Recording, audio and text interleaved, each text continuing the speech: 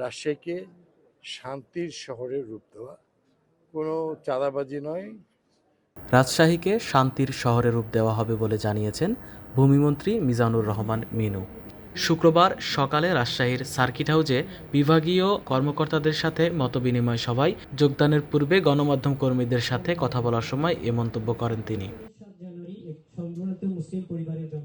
এ সময় রাজশাহী ৩ আসনের সংসদ সদস্য শফিকুল হক মিলন, রাজশাহী বিভাগীয় কমিশনার ডক্টর আ.ন.ম বজলুর রশিদ, রাজশাহী রেঞ্জের ডিআইজি মোহাম্মদ শাহজাহান, জেলা প্রশাসক আফিয়া আক্তার সহ জেলা পর্যায়ের কর্মকর্তারা উপস্থিত ছিলেন। প্রিয় নেতা শহীদ প্রেসিডেন্ট, তার সততা, তার দক্ষতা, তার দেশপ্রেম, তার অনেস্টি সারা বিশ্বব্যাপী সবার কাছে আমাদের কাছে অনুকরণীয়। তো আমি আশা করব আমার যারা প্রিয় সহকর্মী, আপনারা সবাই আপনাদের নিজ নিজ দায়িত্ব পালন করবেন এবং সব কিছু হয়তো আমাদের অনেক নেতৃবৃন্দ ইচ্ছা বাইরেও আপনাদেরকে কিছু হয়তো রিকোয়েস্ট করে, এটা যারা পলিটিক্যাল লেভেলে থাকে তাদেরকে করতে হয়, but you go on you, আপনি আপনার পথেই ঠিকভাবে শিখে থেকে ট্রেন হন, এটা তো ওয়ার্ল্ড ওয়াইজ। তো আপনারা সেইভাবে চলুন, যা কিছু হয়েছে ভুলে যান, মনের মাঝে কেউ যেন দুঃখ বেদনা না থাকে।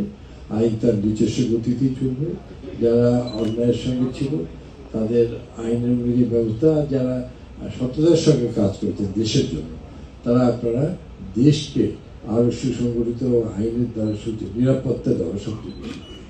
আমি মেয়র হিসাবে যে আপনারা শোনেন যে হ্যাপি সিটি গত আগের 17 বছরই বলেন আর এই 1.5 বছরই বলেন, যাই হোক না কেন অ্যাডমিনিস্ট্রেশনের পুলিশ বিভাগে একটু বিকেদ অবস্থায় থাকায় এটা আমরা দেখেছি যে এটা এখন পূরণ করতে হবে।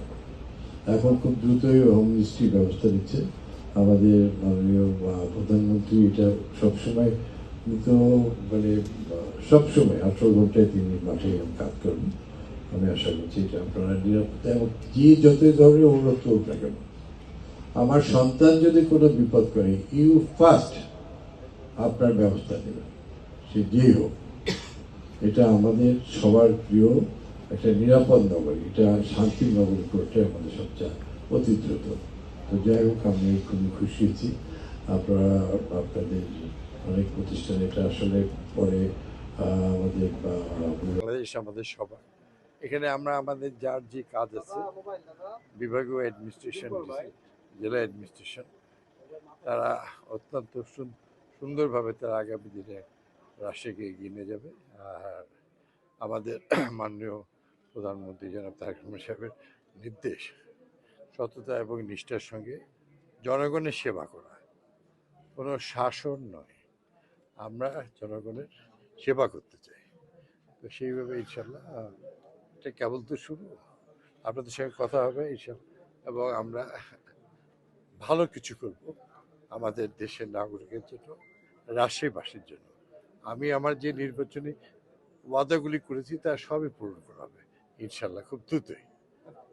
প্রথম গুরুত্বপূর্ণ হিসেবে যদি প্রথম হচ্ছে যে রাজশাহীকে শান্তির শহরে রূপ দেওয়া, কোনো চাঁদাবাজি নয়, রাজশাহী থেকে কোনো ভূমিদস্যুতা নয়, যারা এগুলো করবে আইনের আওতায় নিয়ে আসা, এবং এটা আমাদের সরকারের প্রধানমন্ত্রীর এটা নির্দেশ, সে যেই হোক আইনের আওতায় নিয়ে আসা।